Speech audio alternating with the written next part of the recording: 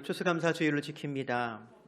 추수감사절은 18세기 유럽에서 신대륙이라고 여겼던 그 미국에서부터 시작된 기독교 절기입니다. 어찌 보면 가장 순수한 개신교 절기라고 할 수가 있을 것 같아요. 근데 흥미로운 사실 하나가 있습니다. 미국에서 시작된 추수감사절이 우리나라에 처음 전래될 때 우리 믿음의 선배들은 추수감사라고 하는 말 대신에 선교감사라고 하는 말을 사용했습니다. 즉 선교감사주일로 지킨 겁니다. 지금으로부터 100여 년 훨씬 전입니다. 우리나라는 지금처럼 근대화가 이루어진 것도 아닐 것이고 도시화가 이루어진 것도 아니었기에 정말로 한 해 농사를 짓고 추수를 마친 이후에 추수감사절이라고 부르는 것이 더 어울릴 듯 싶었겠지만 우리 믿음의 선배들은 추수보다 선교를 먼저 떠올렸습니다. 그저 먹고 사는 농사의 관점이 아닌 영적인 추수의 관점에서 생각했던 것입니다. 그래서 한 해 동안 열심히 복음을 전하고 선교하고 그 영적인 열매를 하나님께 감사하는 절기로 선교감사절을 지켰던 것입니다. 물론 후에 감리교회와 장로교회가 연합하여서 이 절기를 지키기 시작하면서 다시 추수감사절이라고 하는 이름을 사용했습니다만 만약 누군가가 도시 생활하는 우리가 왜 추수감사절을 지켜야 하는가라고 묻는다면 아마 그 이유를 세 가지로 정리할 수가 있을 것 같아요. 첫째는 범사에 감사하라고 하신 말씀 때문이고요. 둘째는 영적인 추수를 감사하는 절기이기 때문입니다. 또 세 번째는 선교의 사명을 고취하는 절기이기 때문에 그렇습니다. 이런 의미에서 금년에도 오늘 11월 첫 주일 추수감사절을 지키고 나면 우리 교회 단기 선교팀이 한 주 동안 필리핀을 다녀오고자 합니다. 그래서 생각해 봅니다. 우리 교회는 매년 추수감사주일을 선교감사주일의 의미로 지켜도 좋겠다라고 하는 생각을 가져봅니다. 오늘 저와 여러분이 읽은 본문 빌립보서 1장 5절에 보면 빌립보 교회를 칭찬하면서 하시는 말씀이 있어요. 너희가 첫날부터 이제까지 복음을 위한 일에 참여하고 있기 때문이라. 우리 교회도 역시 마찬가지입니다. 어떠한 처지나 형편에 있든지 주님께서 맡겨주신 이 선교의 사명을 끝까지 잘 감당하는 교회로 칭찬받기를 바랍니다. 오늘 저와 여러분이 사도 바울이 감옥에 갇혀 있을 때 기록한 서신 가운데 하나인 빌립보서 말씀을 함께 읽었습니다. 사도 바울이 복음을 전하다가 로마 감옥에 갇혀 있을 때 빌립보 교회 교인들은 바울을 통해 받은 은혜를 잊지 않고 감사함으로 바울을 돕기 위해 찾아왔더라 합니다. 소위 말하는 옥중수발들로 온 겁니다. 또 바울은 그 사랑에 감사하여서 빌립보 교회에게 편지를 보내게 되는데요. 오늘 함께 읽은 말씀 2절에 보니까 이렇게 축복하고 있음을 봅니다. 하나님 우리 아버지와 주 예수 그리스도로부터 은혜와 평강이 너희에게 있을지어다. 같이 한번 해볼까요? 은혜와 평강. 참 좋은 말입니다.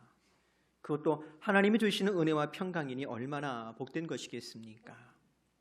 바울이 빌립보 교회를 향해 은혜와 평강이 넘치기를 기원한 것처럼 저도 우리 교회에 하나님이 허락하시는 은혜와 평강이 넘치기를 주의 이름으로 축복합니다. 그런데 우리가 생각해 볼 때 우리 교회에 은혜와 평강이 넘칠 수밖에 없는 이유가 있는 것 같아요. 그 첫 번째 이유는 무엇보다도 우리 주님께서 부평제일교회를 당신의 피로 값주고 세우셨기 때문입니다. 주님께서 우리 교회의 머리요, 우리 교회는 그리스도 예수의 소유가 되었기 때문입니다. 또 한 가지, 우리 교회는 여전히 선교하는 교회요, 은혜에 감사하는 교회요, 또 사랑이 넘치는 교회이기 때문인 줄로 믿습니다. 지난주에 광고 말씀드리긴 했습니다만 어제 그제 이틀 동안에 우리 사회봉사부 후원으로 청장년 선교회에서 청양지방 청수교회에 가서 영상하고 음향 공사를 하고 왔어요.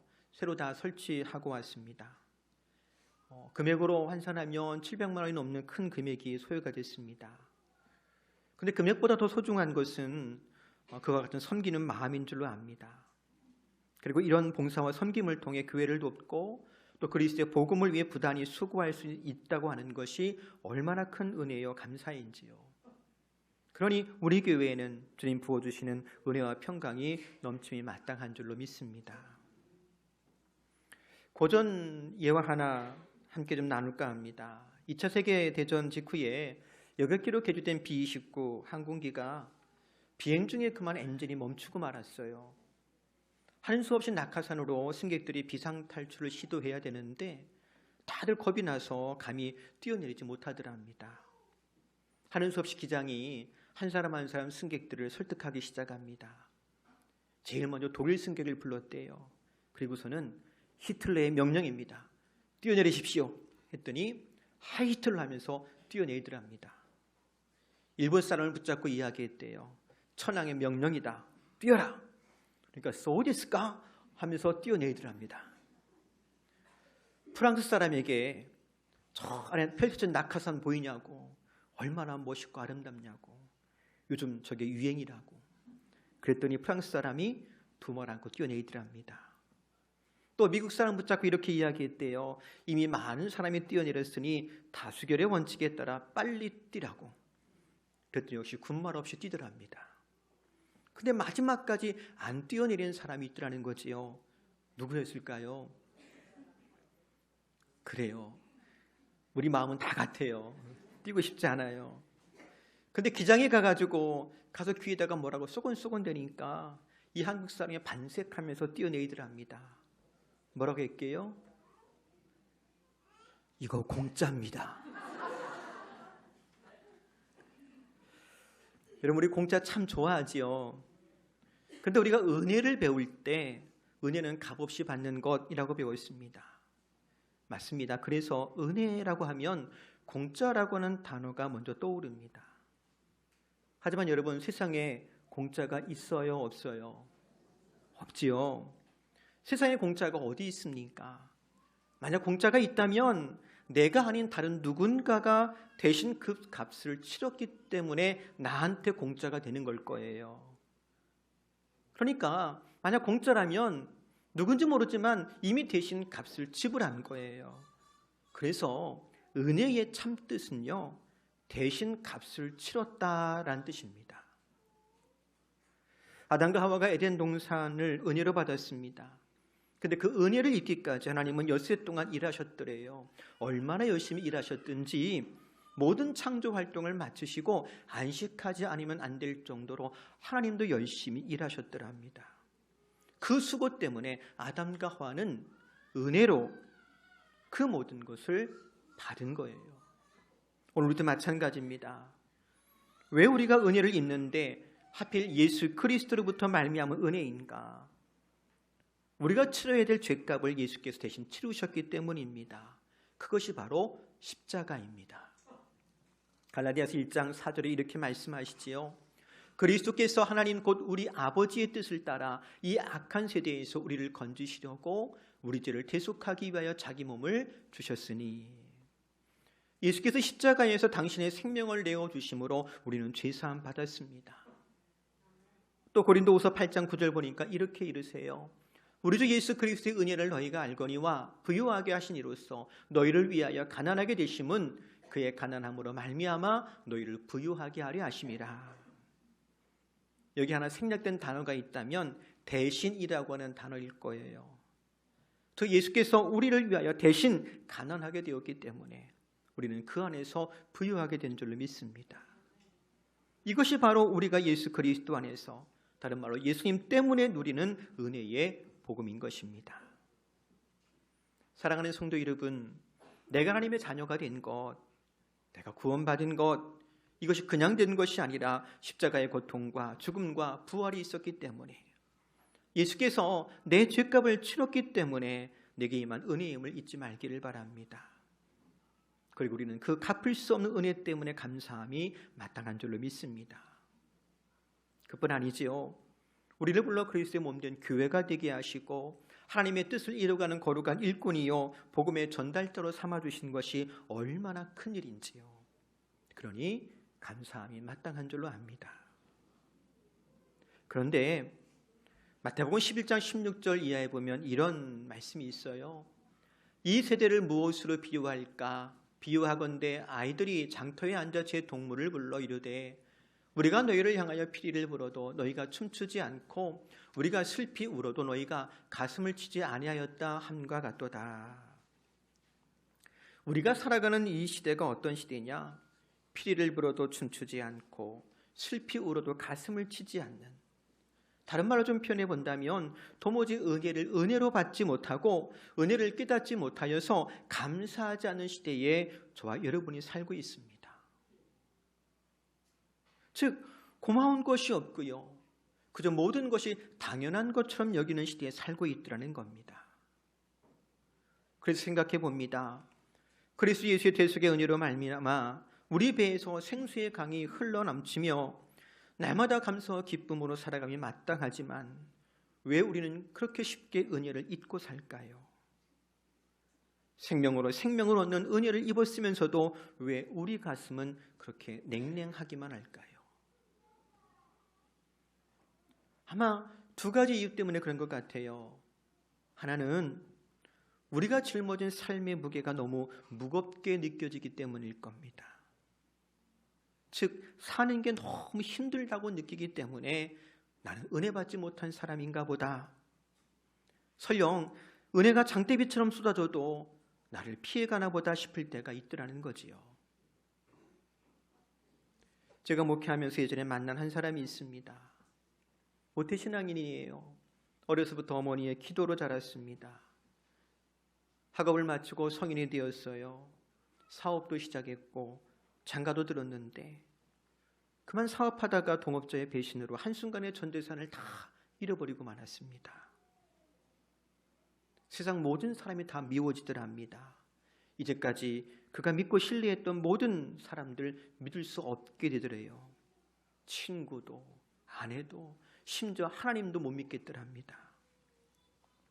그런 마음의 상처와 사업의 실패, 그를 깊이 병들게 했고 결국엔 가정생활도 파탄으로 끝나고 말았습니다. 그래요. 이처럼 삶의 무게가 나를 짓눌러 올 때 우리는 은혜를 잃어버리고 마치 부모 잃은 고아처럼 방황할 때가 있을 겁니다. 근데 얼마의 시간이 흘렀어요. 15년쯤 지났는데 이분이 다시 사랑하는 어떤 사람을 만나게 됐어요. 근데 그 사람이 이렇게 말하더래. 나는 당신하고 주일에 손잡고 교회 가는 것이 소원이라고. 그 말을 저한테 해주길래 제가 그 말을 듣고 하나님 소원다와 마찬가지일 겁니다 라고 했더니 그분이 저한테 이렇게 대꾸하더라고요. 그러게요. 이제 저도 다시 교회로 돌아갈 때가 되긴 되었나 봅니다. 여러분, 짙은 구름에 해가 가렸을지라도 해가 안 뜬 건 아니지요. 구름 저편으로 태양은 찬란하게 빛나고 있습니다. 변함없는 하나님의 은혜를 기억하십시다. 여기 삶에 지치고 힘든 우리를 향해 주님께서 주시는 위로의 말씀이 있습니다. 마태복음 11장 28절 이하인데요. 수고하고 무거운 짐진 자들아 다 내게로 오라. 내가 너희를 쉬게 하리라. 나는 마음이 온유하고 겸손하니 나의 멍에를 메고 내게 배우라. 그리하면 너희 마음이 쉼을 얻으리니 이는 내 멍에는 쉽고 내 짐은 가벼움이라 하시니라. 사랑하는 성도 여러분, 삶의 고비고비마다 주님과 함께 멍에를 메고 주님을 배우십시오. 우리 주 예수님은 은혜의 통로입니다.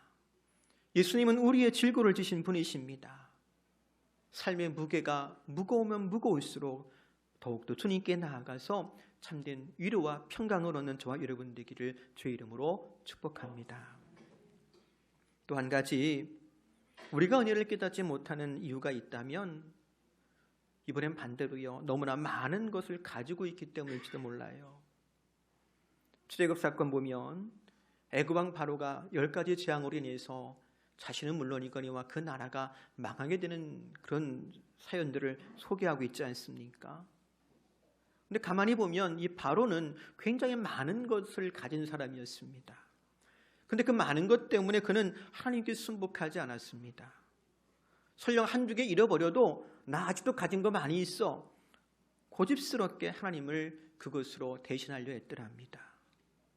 그 결과 아들, 나라, 심지어 자기 생명까지 다 잃어버리는 그 어리석음의 함정에서 빠져나오지 못했지요.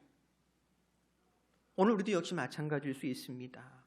하나님의 은혜를 깨닫지 못하고 살아가는 이유가 너무 많이 가졌기 때문입니다. 설령 나는 남들보다 적게 가졌습니다 할지라도 그 적은 것 붙잡느냐고, 혹은 더 많이 얻으려고 얼마나 바쁘게 사는지 몰라요. 생각해 보세요. 우리가 너무 빨리 달리면 하나님이 주신 아름다움을 놓칠 때가 많습니다. 하지만 걸음을 늦추면 그제야 맑은 하늘도 보이고 새들의 노랫소리도 들리고 길가의 꽃 속에서 주님의 숨결을 느낄 수가 있을 겁니다. 그래서 여러분, 걸음을 늦추면 내게만 주님의 은혜가 다시 보입니다. 그래서 주님께서 말씀하시잖아요. 나의 멍에를 메고 내게 배우라. 멍에가 무엇입니까? 소가 쟁기를 끌 때 어깨에 매는 겁니다. 이스라엘은 보통 겨리소를 씁니다. 소 2마리가 함께 멍에를 매는 거예요. 그래서 나의 멍에를 메고 내게 배우라고 하신 말씀은 곧 주님께서 이르십니다. 서두르지 말고 나와 함께 발을 맞추어 걷자 라고 하시는 말씀입니다. 사랑하는 성도 여러분, 주님보다 앞서지 않고 주님과 매일 동행하는 가운데 예수 그리스도를 통하여 허락하신 신령한 은혜에 잠기는 저와 여러분 되기를 바랍니다. 그리고 감사할 때 주님의 평강이 우리 마음과 생각을 지켜주실 줄로 믿습니다. 말씀을 정리합니다. 추수감사절 맞아 함께 감사하자고, 그리고 여전히 선교적인 사명을 이어가자고 제가 피리를 불었습니다. 제가 피리를 불었으니 여러분들은 어떻게 해야 돼요? 춤을 춰야지요. 감사를 행동으로, 순종으로 표현해야 할 줄로 압니다. 주께서 우리에게 베풀어 주신 은혜와 평강을 잊지 말고 감사하고자 했으니 감사를 선택하며 순종함으로 여전히 선교적인 삶을 살아가는 저와 여러분 되기를 주의 이름으로 축복합니다. 우리 기도하겠습니다. 하나님, 우리 구주 예수 그리스도의 대속의 은혜로 말미암아 구원하시고 주의 몸된 교회가 되게 하시고 우리에게 복음을 맡겨주시니 감사합니다. 날마다 감사하는 가운데 주의 은혜 안에서 복음을 증거하며 선교하는 귀한 사명을 잘 감당하는 성도요 교회 되기를 원합니다. 날마다 성령으로 이끄시고 인도하여 주옵소서. 예수님의 이름으로 기도합니다.